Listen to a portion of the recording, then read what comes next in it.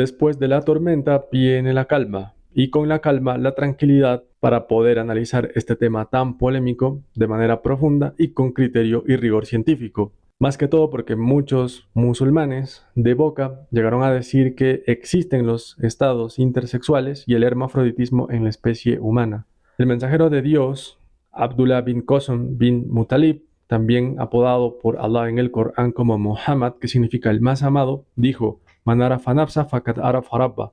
¿Qué significa? Quien conoce su ser, conoce lo que su Señor le pide que haga. Y eso es muy importante en el Islam, que consiste en cultivar la naturaleza. De ahí la importancia de este tema. Así que nos vamos a fundamentar en las diferentes ramas de la ciencia para poder explicar este fenómeno. Vamos a valernos en este caso de la biología, que coloca al ser humano dentro del reino Eucaria, dentro del mundo animal, dentro de los vertebrados y de los que se reproducen sexualmente. Animales que para lograr este cometido tienen que reducir su material genético de una célula diploide a una célula haploide ultra especializada para que con su unión precisamente se logre la recombinación genética y otra vez reconstituir una célula diploide llamada cigoto. Ahora nos debemos valer de una rama llamada embriología para justamente entender el desarrollo embriológico normal, cómo se da. Pues se da en 6 etapas. La primera es la determinación genética y las otras 5 etapas se conocen como diferenciación genética. La determinación genética, como su nombre lo indica, está dada por la unión del espermatozoide y el óvulo. Esto ya todo el mundo sabe. Un espermatozoide puede tener una carga genética X o Y, mientras que el óvulo solo puede tener X. Así que si se une un espermatozoide X con un óvulo X, da lugar a un cigoto femenino. Y si se une un espermatozoide Y con un óvulo X, da lugar a un cigoto masculino. Para estudiar, en cambio, las anormalidades, nos vamos a valer de la medicina, la genética y la biología molecular. Si, por ejemplo, en la determinación da lugar un 45X, es un síndrome de Turner, el cual se va a desarrollar como mujer fenotípicamente, pero va a ser estéril. Si en la determinación genética se da lugar un 45XXY, va a ser un síndrome de Klinefelter, que es un hombre con ginecomastia, talla alta y algún caso de agresividad, pero también es estéril. Pero en algunos individuos también pueden haber varias líneas celulares, como 45X y a la vez 46XY. Esto se llama mosaicismo. Es lo que se conoce en el mundo de los LGBTI como estados intersexuales, cuando no son estados intersexuales, son anomalías de la determinación. El mosaico se da luego de la fecundación del óvulo por parte del espermatozoide, una vez que las células duplican su material genético para dividirse, mientras que en la una línea celular el 92 se separa en 46 y 46, que es lo normal, en la otra línea el 92 se separa uno en 45, otro en 47, lo que da lugar al mosaicismo. Ahora vamos con la diferenciación sexual. Se da en 5 etapas. La primera es la diferenciación gonadal. Esta se da hasta la 4ª semana, en donde en el epitelio celómico del saco vitelino se forma una evaginación, el cual forma una gónada bipotencial que puede dar lugar a un testículo o a un ovario dependiendo de la expresión genética. ¿Cuál sería la anomalía en este caso de la diferenciación gonadal? Pues que no se forme la gónada. En el caso de que no se forme un testículo es porque un cariotipo XY no expresa el gen SRY que está en el brazo corto del cromosoma Y masculino y estamos enfrentando un síndrome de Swyer. El síndrome de Swyer, como no hay tejido testicular, va a ser una mujer fenotípicamente, pero genotípicamente va a ser un hombre XY e incluso va a tener útero, porque ya que no hay tejido testicular, no se forman las células de Sertoli que van a producir testosterona y por lo tanto no va a haber inhibición de la hormona antimulleriana y pues va a formarse un útero. Igualmente, cuando hablamos de la no formación de los ovarios es porque no se expresa el gen DDS ubicado en el cromosoma X, que necesita una doble dosis para expresarse. La siguiente etapa de la diferenciación son la formación de los conductos de Müller y de Wolff. Wolff en el hombre, Müller en la mujer. ¿Cuál va a ser el error genético cuando no se forme el conducto de Müller y cuando no se forme el conducto de Wolff? Pues en el caso del hombre, la expresión del gen SRY va a dar lugar a que se expresen otros genes en el cromosoma 17, en el cromosoma 9, que van a dar lugar a la formación de la hormona antimulleriana, la cual va a inhibir que se forme el útero y la parte superior de la vagina, así como las trompas de falopio. Si no hay la expresión génica del SRY, no va a haber la expresión génica de ninguno de estos otros genes y por lo tanto va a salir un hombre XY pero con fenotipo femenino.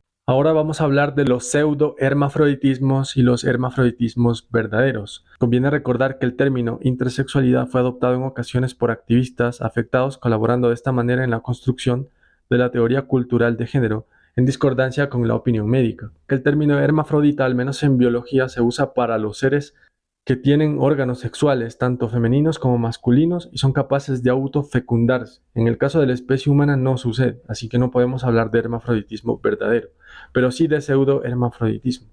Y hay un pseudohermafroditismo femenino y un pseudohermafroditismo masculino. El pseudohermafroditismo femenino, como su nombre lo indica, son mujeres XX, pero que están masculinizadas, fenotípicamente hablando. Y esto se produce en el síndrome adrenal. ¿En qué consiste? Pues consiste en que no se forma hidrocortisona ni cortisol, que son hormonas que produce la glándula suprarrenal, la que está encima del riñón. Como no producen, el cerebro manda una orden para que sí produzcan, pero como el fallo está justamente en una enzima, la 21 hidroxilasa o la 17 hidroxilasa, y no se forma cortisol, pues lo único que está haciendo el cerebro es mandando una orden para que se formen andrógenos. Y estos andrógenos son responsables de la masculinización de la mujer precisamente. En el caso de los pseudohermafroditismos masculinos, nos enfrentamos con el síndrome del testículo feminizante, el cual está producido por la mutación del gen AR, andrógeno receptor, ubicado en el cromosoma XQ1112, y otra incompleta, la cual resulta difícil de diferenciar del síndrome de Swyer. En el primer caso, vamos a tener un hombre con identidad femenina y con un cariotipo normal XY. La falla no está en el testículo, ni siquiera en las hormonas testiculares, sino en la sensibilidad de los receptores periféricos a la acción de la hormona masculina. A modo de síntesis, nos encontramos con los casos de sex reversal, en los que un hombre con cariotipo XY, que fue determinado genéticamente así, se desarrolla fenotípicamente como mujer, y en el caso de la mujer, que tiene cariotipo XX, se desarrolla como un hombre.